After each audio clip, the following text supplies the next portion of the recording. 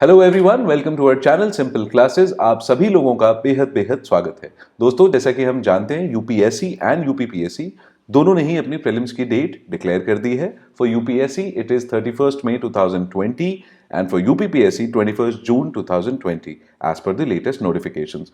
Time बिल्कुल भी नहीं है। आई रियली होप कि आप अपनी तैयारी सिस्टमैटिकली कर रहे हैं, रेगुलरली कर रहे हैं।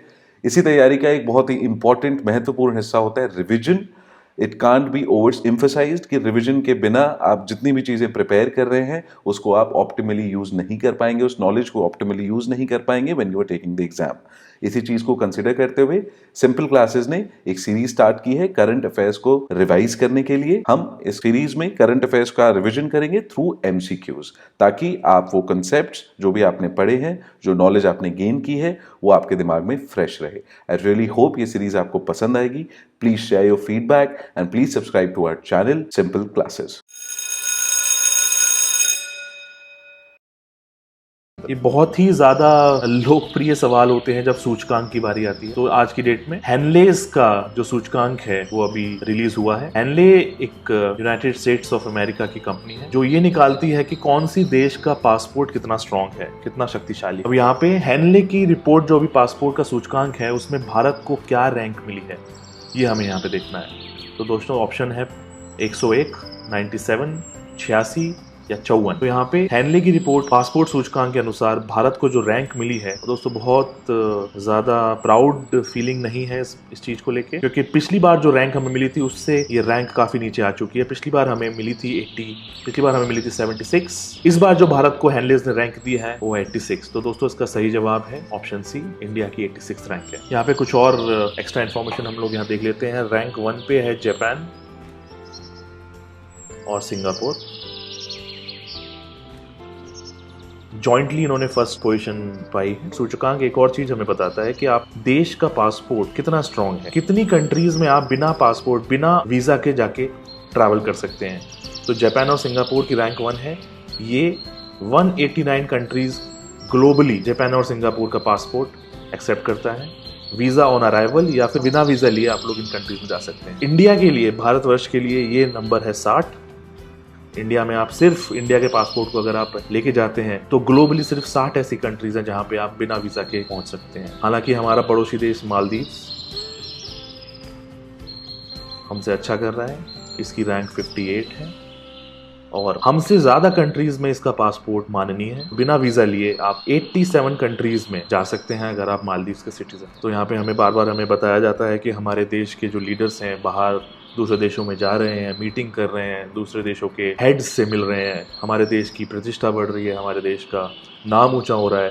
बट जब इस तरीके के सूचकांक में हम देखते हैं, इस तरीके के इंडेक्सेस में हम लोग देखते हैं कि भारत की रैंकिंग पिछले कई सालों से नीचे गिरती चली जा रही है, तब एक डिफरेंट पिक्चर, बहुत ही अलग तरीके की पिक्चर सामने आती है। तो चलिए कोई बात नहीं, एक बार रिवीजन कर लेते हैं। हेनले इंडेक्स ये पासपोर्ट, किस कंट्री का पासपोर्ट कितना स्ट्रांग है वो बताता है। टॉप रैंक 1 पे जापान और सिंगापुर जॉइंट पोजीशन पे है। इंडिया की रैंक यहाँ पे 86 है इस बार। मालदीव्स की रैंक, ठीक है।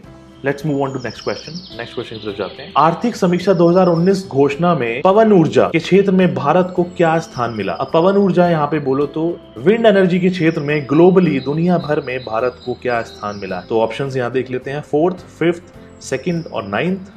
दोस्तों यहाँ पे सही जवाब है 4th। दोस्तों कुछ और फैक्ट यहाँ पे इस क्वेश्चन से रिलेटेड हम लोग पढ़ते हैं। वर्ष 2022 तक जो इंडिया ने टारगेट लिया है अपने रिन्यूएबल एनर्जी की स्थापित क्षमता को लेकर, वो है 175 गीगावाट। 175 गीगावाट ऑफ एनर्जी हम लोग रिन्यूएबल सोर्सेज ऑफ एनर्जी से बनाएंगे 2022 तक। 2019 में रिन्यूएबल सोर्सेज से जो हम एनर्जी बनाएंगे 2019 के एंड तक वो है 68 गीगावाट। और जब दोस्तों हम रिन्यूएबल सोर्सेज की बात करते हैं तो primarily solar energy, water energy और विंड एनर्जी की बात करते हैं। इन तीनों का कंबाइंड जो यूनिट निकल के आता है 2019 का जो टारगेट था वो है 68 गीगावाट। ये याद करना है, ये चीज आ सकती है। 2022 के लिए हमने जो टारगेट लिया है वो लिया है 175 गीगावाट। विंड एनर्जी में हमने देख लिया इंडिया का स्पॉट है 4th। सोलर एनर्जी में इंडिया का स्पॉट है 5th ग्लोबली। अब सोलर और विंड में 1st, 2nd कौन सी कंट्रीज हैं ये आप लोग कमेंट सेक्शन में मुझे बताइए। थोड़ा बहुत आप लोग भी रिसर्च करिए, कहीं ना कहीं काम जरूर आएगा। नेक्स्ट क्वेश्चन, यूरोपियन संघ, यूरोपियन यूनियन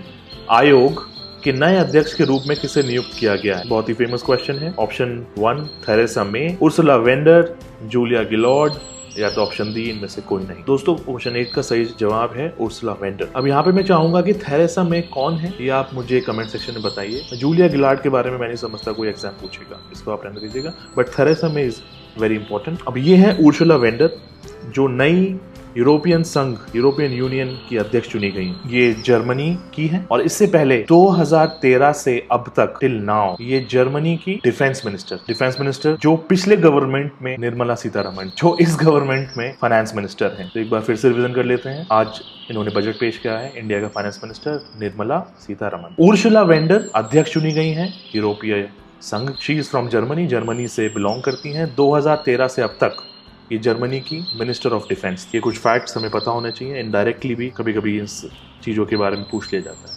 आते हैं नेक्स्ट क्वेश्चन पे। ये एक इंडियन कल्चर से रिलेटेड सवाल आए दिन ये सब एग्जाम जो हम तैयारी कर रहे हैं इसमें पूछा जाता है, तो इसको देखते हैं।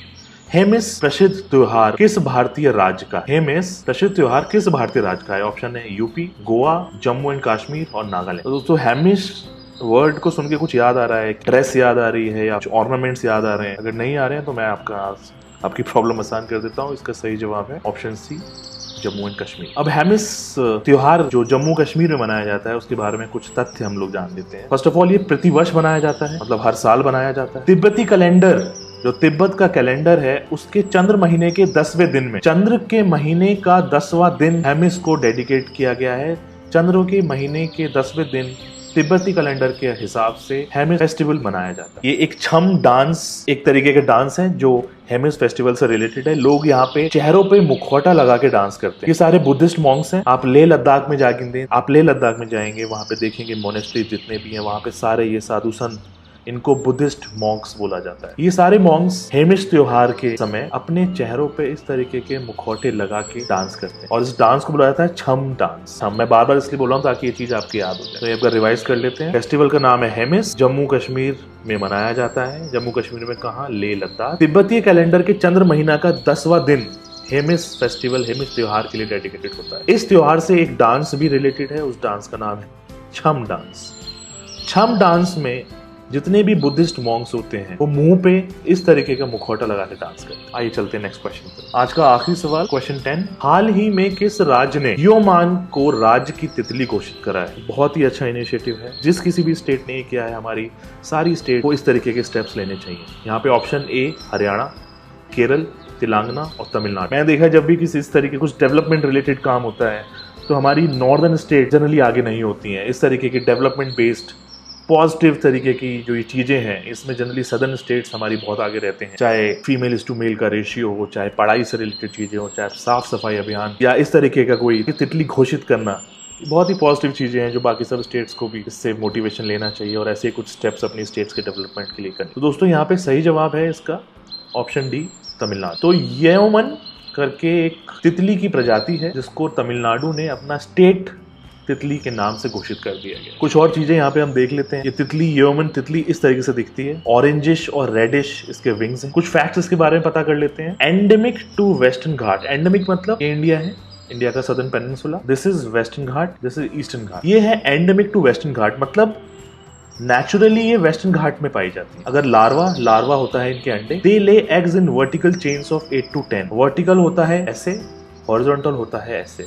तो ये बोल रहे हैं कि ये 8 से 10 अंडे वर्टिकली देती हैं इस तरीके से, चेन फॉर्मेट। यहाँ पे एक चीज और है जो हमें याद करनी चाहिए, दे ईट एजेस ऑफ टेंडर लीव। कोई पत्ता है, पत्ते के जो एजेस होते हैं ये सॉफ्ट होते हैं। ये सॉफ्ट एजेस ये स्पीशी ऑफ बटरफ्लाई खाती है। तमिलनाडु ऐसी 5th स्टेट है जिसने किसी तितली को अपना स्टेट की तितली घोषित किया है। इससे पहले महाराष्ट्र पहली स्टेट थी जिसने अपनी तितली घोषित करी। महाराष्ट्र ने जिस तितली को अपने स्टेट की तितली घोषित किया उसका नाम है ब्लू मॉर्मोन, ये जरूर आप याद करें। उसके बाद आया उत्तराखंड। उत्तराखंड ने कॉमन पीकॉक भी एक प्रजाति है तितली, इसको उत्तराखंड ने अपना स्टेट का तितली घोषित किया। तीसरे नंबर पे आता है कर्नाटका ने जिस तितली की कैटेगरी को, तितली की प्रजाति को अपनी स्टेट की प्रजाति घोषित किया है उसका नाम है सदर्न बर्ड विंग्स। चौथे नंबर पे आता है केरल, मालाबार बैंडेड पीकॉक। अब आते हैं बोनस क्वेश्चन की तरफ। इसका जवाब मैं आपको नहीं दूंगा, इसका जवाब आप मेरे को दें। किस राज्य सरकार ने टोल फ्री मुख्यमंत्री हेल्पलाइन 1076 लॉन्च किया? Which state government launched toll free chief minister helpline 1076। इसका जवाब आप लोग हमें कमेंट सेक्शन में दीजिए, फिर मैं बताऊंगा ये सही है कि नहीं। Till then, this is the end of today's class. आज की क्लास यहीं खत्म होती है। हम आशा करते हैं आपको वीडियो पसंद आया होगा और कुछ ना कुछ नया सीखने को जरूर मिला होगा। अगर आपको वीडियो अच्छा लगता है तो प्लीज लाइक करें, हमें सब्सक्राइब करें। क्या है, सब्सक्राइबर्स के नंबर अगर बढ़ते हैं तो हमारा भी मोटिवेशन बढ़ता है हर वीडियो के साथ। And please share it with your friends, ताकि एक जो ये ऑनलाइन एजुकेशन प्लेटफॉर्म है इसका फायदा सबको हो। एंड अगर आपके पास कोई सजेशंस हैं, आइडियाज हैं और टॉपिक्स हैं जिन पे आप चाहते हैं हम और वीडियोस बनाएं, please comment, we'll try to cover them as soon as possible. Thank you so much. अब आपसे मुलाकात होगी नेक्स्ट क्लास में। Thank you.